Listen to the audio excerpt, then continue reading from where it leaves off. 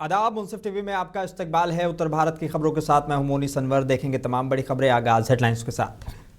सुर्खियों को पेश करने में ताउन किया है डॉक्टर ऑर्थो ऑयल के साथ साथ डॉक्टर ऑर्थो कैप्सूल्स साथ लेना ना भूलें। सीएम योगी आदित्यनाथ की मौजूदगी में हुआ चंदौली कोर्ट भवन का शिलान्यास। आधुनिक सुविधाओं से न्यायिक प्रक्रिया में बढ़ेगी ईज और स्पीड।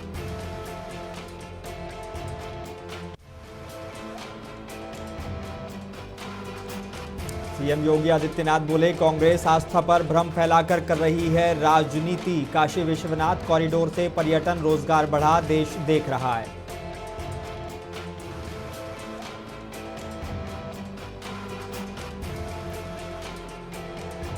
सपा चीफ अखिलेश यादव ने मणिकर्णिका बुलडोजर एक्शन पर भाजपा को घेरा। बोले, भाजपा हेरिटेज नहीं समझती, इतिहास मिटाना चाहती है।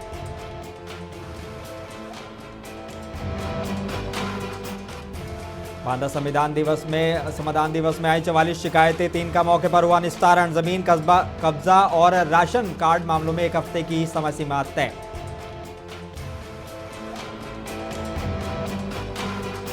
अयोध्या पुलिस ने सुलझाया 13 महीने पुराने कैब मर्डर केस। कैब लूटकर हत्या, 4 आरोपी गिरफ्तार, एक पहले से जेल में।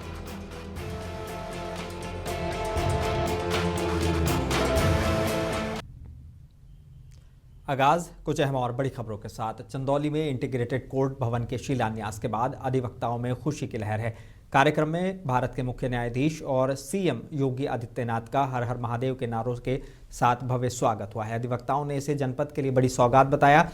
शासकीय अधिवक्ता शशिशंकर सिंह ने कहा कि आधुनिक सुविधाओं से लैस ये कोर्ट भवन न्यायिक अधिकारियों, वकीलों और वादकारियों सबके लिए ईज और स्पीड दोनों बढ़ाएगा। सीएम ने भी इसको लेकर बड़ी बातें कही हैं। क्या कुछ कहा, सुनिए। आदरणीय प्रधानमंत्री जी की प्रेरणा और प्रयागराज के उस कार्यक्रम में जब आज के मुख्य न्यायाधीश महोदय ने इस बात के लिए कि कोर्ट कॉम्प्लेक्स भी इंटीग्रेटेड होना चाहिए, हम लोगों ने उत्तर प्रदेश के अंदर कार्य करना प्रारंभ किया। और मैं धन्यवाद दूंगा कि इलाहाबाद उच्च न्यायालय के हमारे मुख्य न्यायाधीश महोदय ने, इससे पहले इलाहाबाद उच्च न्यायालय के मुख्य न्यायाधीश के रूप में माननीय श्री बिंदल जी ने इस दिशा में पूरा सकारात्मक सहयोग किया।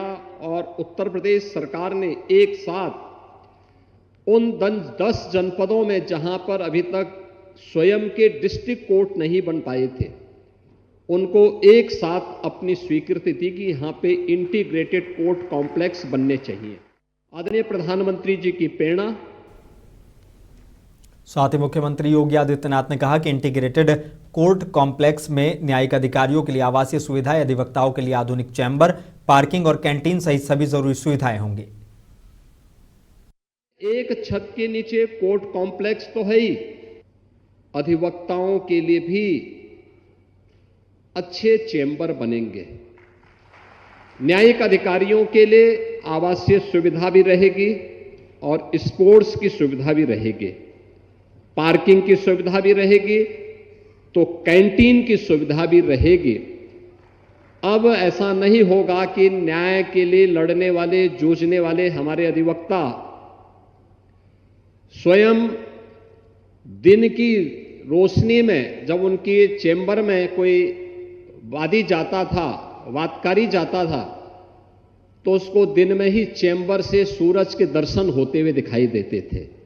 टूटे हुए चैम्बर नहीं, बल्कि एक अच्छा हाई राइज बिल्डिंग में उनके लिए भी बेहतर चैम्बर की व्यवस्था इस कैंपस में हम लोग देने।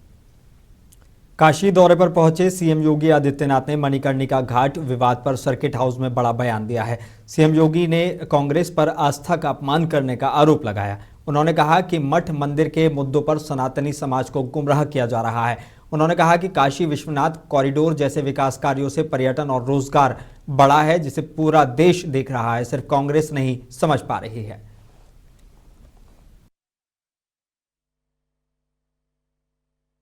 मित्रों, कांग्रेस के द्वारा जो दुष्प्रचार किया जा रहा है वह यही वीडियो बना करके, जो अपने आप में एक अपराध है, गुमराह करने का प्रयास हो रहा है। सनातन धर्मावलंबियों की धार्मिक भावनाओं के साथ खिलवाड़ हो रहा है। इनके द्वारा एआई जनरेटेड वीडियो बना करके मंदिर को तोड़ने का दुष्प्रचार फैलाया जा रहा है, जबकि हर व्यक्ति जानता है कि मणिकर्णिका में जो मंदिर हैं वे वहां पर वैसे मौजूद हैं, वे सभी इस प्रोजेक्ट के संरक्षण के पार्ट बनेंगे, क्योंकि घाट इसके बाद बनने हैं, इसलिए वे सभी मंदिर इससे संरक्षित होंगे। लेकिन इनके द्वारा लगातार जन भावनाओं के साथ खिलवाड़ करने के प्रयास किए जा रहे हैं और उन्होंने तमाम प्रकार से दुष्प्रचार करके इस प्रोजेक्ट को। वाराणसी के मणिकर्णिका घाट पर बुलडोजर एक्शन से उत्तर प्रदेश की सियासत गर्मा गई है। उड़ीसा के भुवनेश्वर में एक कार्यक्रम में पहुंचे अखिलेश यादव ने जब इस संबंध में सवाल पूछा गया तो उन्होंने कहा कि भाजपा को हेरिटेज समझ नहीं आता, वो इतिहास मिटाना चाहती है और अपना इतिहास बनाना चाहती है, किसी के अच्छे काम को भी ये पसंद नहीं करते। उन्होंने कहा कि धरती पर किसी राजा ने इतने मंदिर नहीं तोड़े होंगे जितने भारतीय जनता पार्टी ने तोड़े हैं।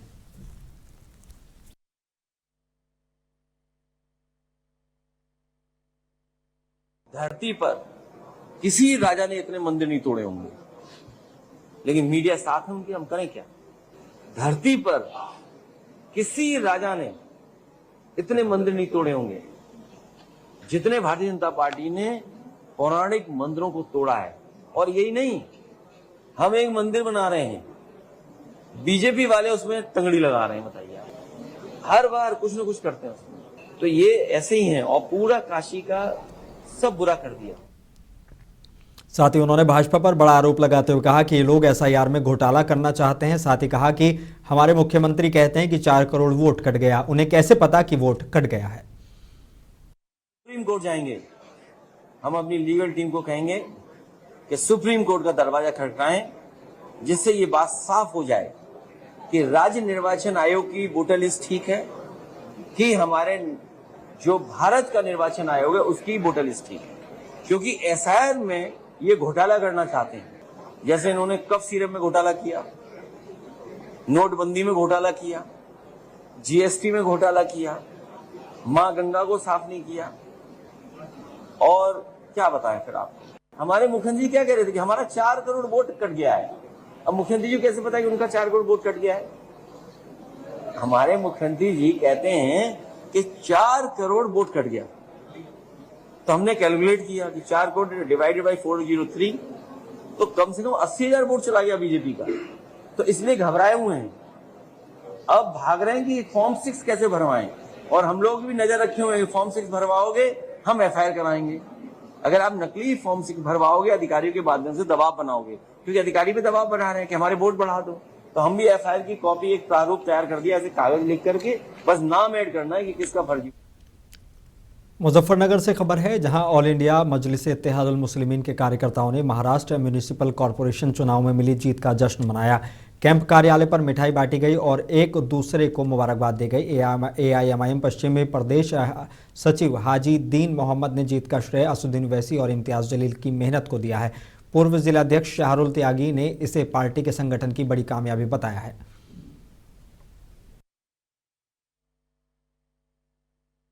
मेरा नाम हाजी दीन मोहम्मद, सचिव पश्चिम उत्तर प्रदेश। आज का जो प्रोग्राम है वो इसलिए रखा गया है क्योंकि एमआईएम पार्टी ने असदुद्दीन ओवैसी हमारे राष्ट्रीय अध्यक्ष जी के नेतृत्व में महाराष्ट्र में बहुत बड़ी जीत हासिल की है। 125 सीटों पर हम लोगों ने जीत दर्ज की है। उसी के लिए अवेज में हम लोगों ने एक दूसरे को मिठाई खिलाकर जश्न मनाया है और ये खुशी का इजहार किया है एक दूसरे के प्रति। जी, ये जो आज हमारे कार्यालय पर मिठाई बांटी गई है, ये इसलिए बांटी है कि महाराष्ट्र के अंदर म्यूनसिपल कॉरपोरेशन के जो चुनाव हुए हैं इसमें एमआईएम को बहुत अच्छी जीत मिली है और ये हमारे बैरिस्टर असदुद्दीन ओवैसी साहब, इम्तियाज जलील साहब और जो वहाँ की लोकल बॉडी है उनकी मेहनत का नतीजा है, जो बहुत इतनी अच्छी जीत मिली है। और मैं ये कहना चाहूँगा कि आने वाले वक्त में मजलिस उत्तर प्रदेश में भी ऐसा ही काम करेगी और अच्छे अच्छा चुनाव कर सकेगी। कुशीनगर के दूदही नगर पंचायत क्षेत्र में शाहिदा खातून की ओर से गरीब और जरूरतमंद लोगों के बीच कंबल वितरण कार्यक्रम का आयोजन किया गया। कार्यक्रम में मुख्य अतिथि के तौर पर सुरेंद्र कुशवाहा एमएलए मौजूद रहे। कड़ाके की ठंड में कंबल पाकर जरूरतमंदों के चेहरों पर खुशी साफ दिखी। शाहिदा खातून का ये जनसेवा प्रयास इलाके में सराहना का विषय बना।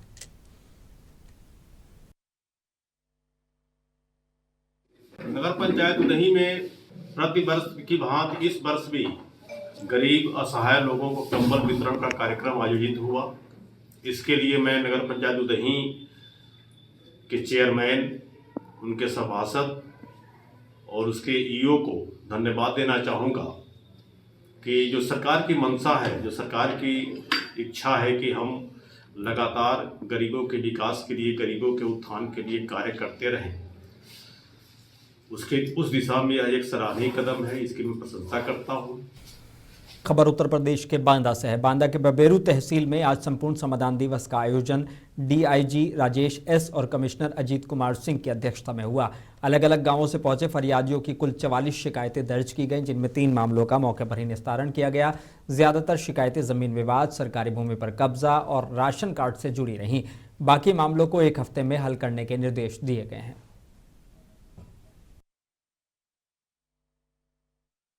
ज़्यादातर समस्याएं ज़मीन से बंटवारे संबंधित और गांव में अवैध कब्जे संबंधित और नाली रास्ते घेरना, सरकारी ज़मीन पर कब्जा, इस तरह की शिकायतें मिली हैं।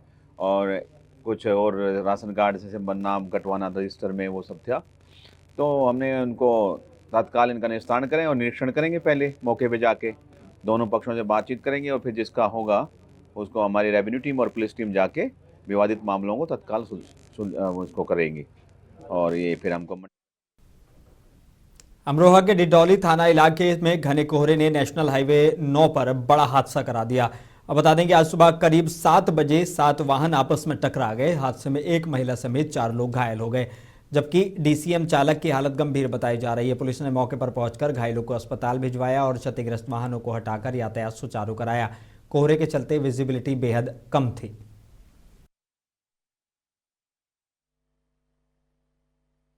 आज दिनांक 17 जनवरी 2026 की सुबह नेशनल हाईवे 9 पर डिडौली थाना क्षेत्र के अंतर्गत अत्यधिक घने कोहरे व दृश्यता कम होने के कारण 6 वाहन आपस में टकरा गए, जिसमें 1 कैंटर, 1 बस व 4 अन्य छोटे वाहन थे। इनमें कुल 7 व्यक्ति घायल हुए हैं, जिसमें 1 व्यक्ति गंभीर रूप से घायल है, जिसका इलाज अस्पताल में चल रहा है। बाकी 6 अन्य व्यक्तियों को हल्की फुल्की चोटें थीं, जिनको प्राथमिक उपचार के बाद उनके घर रवाना किया जा चुका है। अन्य किसी जानमाल के कोई नुकसान की कोई खबर नहीं है। पुलिस द्वारा तत्काल मौके पर पहुंचकर क्रेन आदि की सहायता से अमरोहा के धनौरा तहसील इलाके में तेंदुए का आतंक लगातार बढ़ता जा रहा है। अलीपुर में किसान की मौत के बाद अब फौलादपुर गांव में तेंदुए ने एक पालतू कुत्ते को अपना शिकार बना लिया। घटना से गांव में दहशत का माहौल है। वन विभाग ने तेंदुए की मौजूदगी की पुष्टि करते हुए जल्द पिंजरा लगाने का भरोसा दिया है। ग्रामीणों ने प्रशासन से तुरंत ठोस कार्रवाई की मांग की है।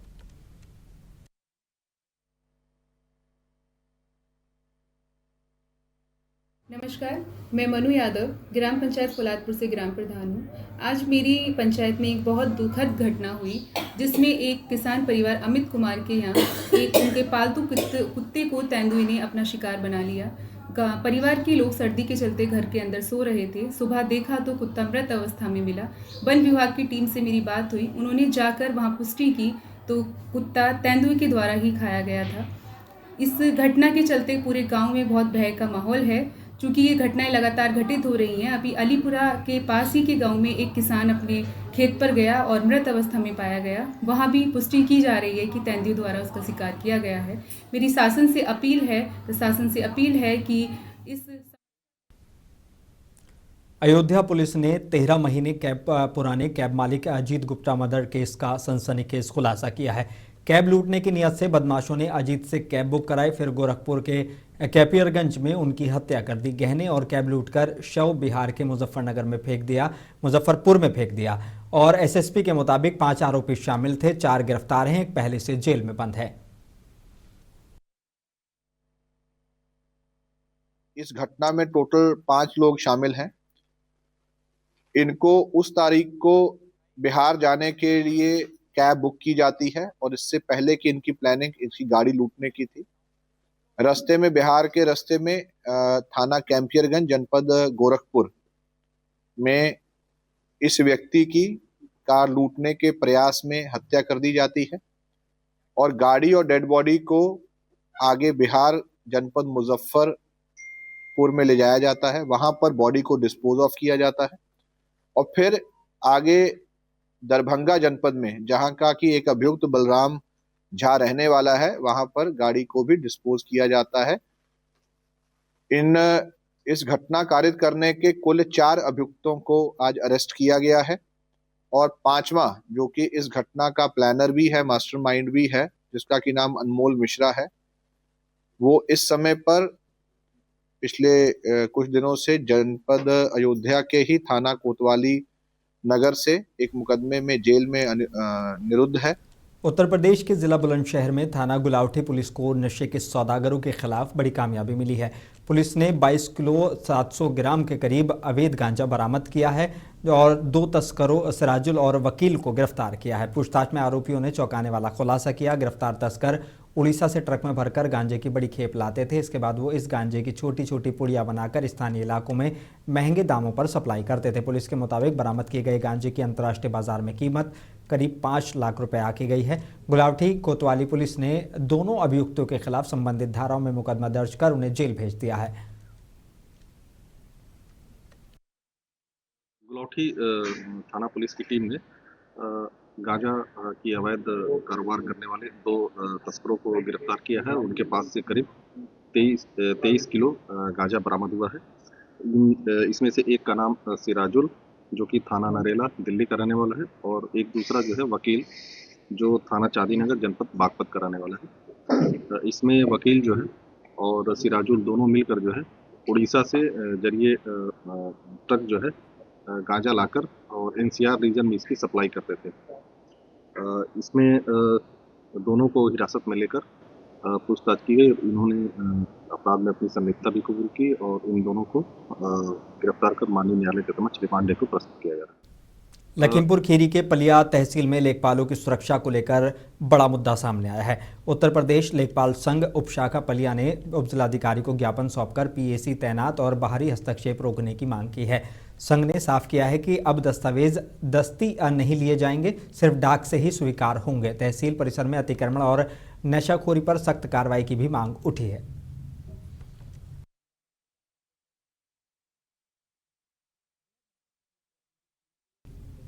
लखीमपुर खीरी के दुधवा टाइगर रिजर्व से सटे इलाकों में वन्यजीवों की दहशत बढ़ती जा रही है।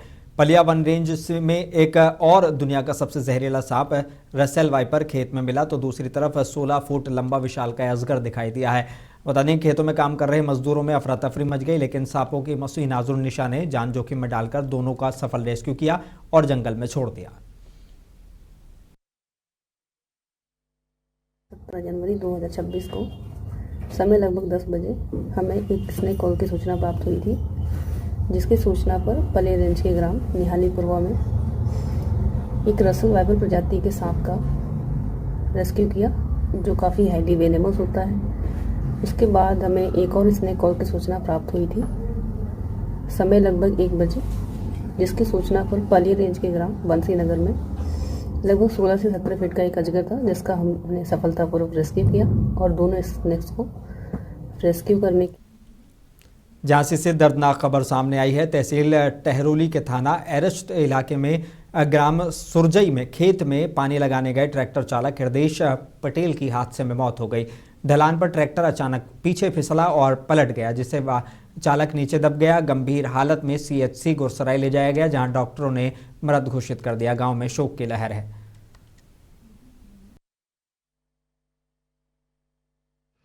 और ये हृदेश पटेल पानी लगाने के लिए आए थे। अच्छा। अपने खेत पर रात में लेबर के आदमी भी थे 2। तो यहाँ उन्होंने पनडुब्बी उतारने के लिए ट्रैक्टर बैक किया। अब ट्रैक्टर बैक किया तो उसकी स्टीयरिंग खराब हुई या क्या हुआ, और ट्रैक्टर यहाँ घसटा भी है बहुत, और उन्होंने वो ट्रैक्टर पलट गया। अच्छा। तो वे उसके नीचे चप गए। उसकी लेबर ने खबर दी प्रधान जी के यहाँ। हाँ। और हम लोगों को भी, हम लोग परिवार के हैं, प्रधान जी परिवार के हैं, सबको खबर दी। सब लोग यहाँ आए तो बड़ी मुश्किल से उनको निकाला गया। फिर निकाल के स्वास्थ्य केंद्र गुरसा ले गए। अच्छा। तो रास्ता में तो पता चला कि जी जिंदा है। जालौन के कोंच तहसील इलाके के अकनीवा गांव में पेयजल संकट गहराता जा रहा है। पानी की टंकी से जुड़ी पाइपलाइन में कई जगह लीकेज होने से गांव में सिर्फ 60% पानी की सप्लाई हो पा रही है, वो भी गंदा। पिछले 20 दिनों से लोग परेशान हैं। प्रधान प्रतिनिधि समेत ग्रामीणों ने एसडीएम से शिकायत की है। एसडीएम ने संबंधित विभाग को तत्काल मरम्मत के निर्देश दिए हैं। वर्तमान में पत्नी प्रधान है। 20 दिन से पानी अकनीवा जल निगम के मैंने कई चक्कर लगा दिए एक सप्ताह के अंदर। 4-5 बार गया, एक्सीएन से कहा, जेई से कहा, वो ठेकेदारों से कहा कि ये टंकी में जो लीकेज हैं ये बनवा दिए जाए और जल्द से जल्द पूरे गांव को तकलीफ हो रही है पानी से। उत्तराखंड के रामनगर से बड़ी खबर है। 20 साल के समीर उर्फ लक्की की हत्या का पुलिस ने तेजी से खुलासा कर दिया है। कोतवाली पुलिस ने मुख्य आरोपी नज़ीर और सह आरोपी आशीष को गिरफ्तार कर लिया है। साथ ही आला कत्ल भी बरामद हुआ है। एसपी मनोज कत्याल के मुताबिक नशे के दौरान हुए विवाद में ईंट से सर पर कुचलकर हत्या की गई थी। एसएसपी के निर्देश पर बनी टीमों ने सीसीटीवी फुटेज के आधार पर कार्रवाई की। दोनों आरोपी कोर्ट में पेश किए जा रहे हैं। और इसमें सीओ रामनगर सुमित पांडे जी के नेतृत्व में इंस्पेक्टर सुशील कुमार जो रामनगर इंस्पेक्टर हैं, इनके नेतृत्व में टीमें हमने गठित की और इसमें बहुत ही सराहनीय कार्य प्रोफेशनल तरीके से पुलिस टीम के द्वारा किया गया और इसमें चंद ही घंटों में जो है मुख्य आरोपी को हमने गिरफ्तार किया है और उसके साथ में एक और सह आरोपी है जिनका फिलहाल अभी तक की इन्वेस्टिगेशन में इतना रोल आ रहा है कि वो घटना में जब इन दोनों का झगड़ा हुआ आरोपी का और जिनको जो मृतक है इनका, तो उस झगड़े की सूचना इन्होंने किसी को नहीं दी और वो झगड़ा अंततः जो है जानलेवा साबित हुआ। तो उसी धारा में इनके विरुद्ध हम लोग कार्रवाई इसमें कर रहे हैं, विधिक कार्रवाई। और ये पूरी टीम के जो प्रोफेशनल वर्क है इसके प्रोत्साहन के लिए एसएसपी महोदय द्वारा 1500 रुपए के नगद इनाम की घोषणा की। आरोपी जो है इसमें एक जीशान है और एक नाजिर।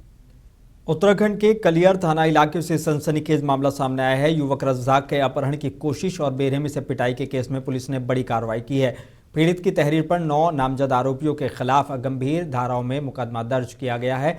पूरी वारदात सीसीटीवी में कैद हुई है जिसमें युवक को मारते हुए ठेले पर ले जाते आरोपी साफ दिख रहे हैं। पुलिस का कहना है कि जांच तेज है, जल्द ही गिरफ्तारी की जाएगी।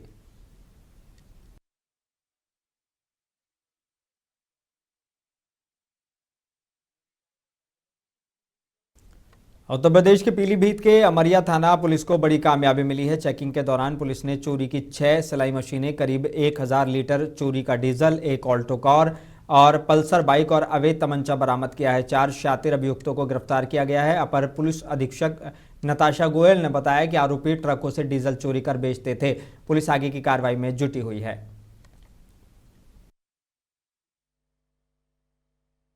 और थाने की पुलिस के द्वारा की गई कार्रवाई में दबिश दी गई और 4 अभियुक्तों को गिरफ्तार किया गया जिनका नाम है अनुज पुत्र सुरेश पाल, गंगासरण पुत्र चोखेलाल, सूरज पुत्र शेर सिंह और अशरीफ पुत्र अथर। और पुलिस द्वारा दी गई दबिश में इन अभियुक्तों के पास से एक मोटरसाइकिल बरामद की गई जिसका नंबर है UK 6AD1489 और एक ऑल्टो कार जिसका नंबर है 14AH 5897। साथ ही साथ इनके घर से टोटल 8 बैरल लगभग 1000 लीटर डीजल भी बरामद किया गया और 6 अदद मशीनें भी बरामद की गई और इनमें से 2 अभियुक्तों से तमंचा भी बरामद किया गया और इनसे पूछताछ की गई तो पता चला कि इन्होंने मशीनें चोरी करने की भी कार्रवाई करी थी। रात को 11 बजे ये लोग दुकान पर पहुंचे थे, 4 लोग पहुंचे थे और रात को 11 बजे से लेके सुबह 4 बजे तक इन्होंने सारी मशीनें निकालकर अपनी गाड़ी में रखकर एक खेत में छुपा दी थी। और जब इनके घर से डीजल बरामद किया गया और पूछताछ। उत्तर भारत की खबरों में बस इतना ही। मुझे दीजिए इजाज़त, बने रहिए मुंसिफ टीवी के साथ।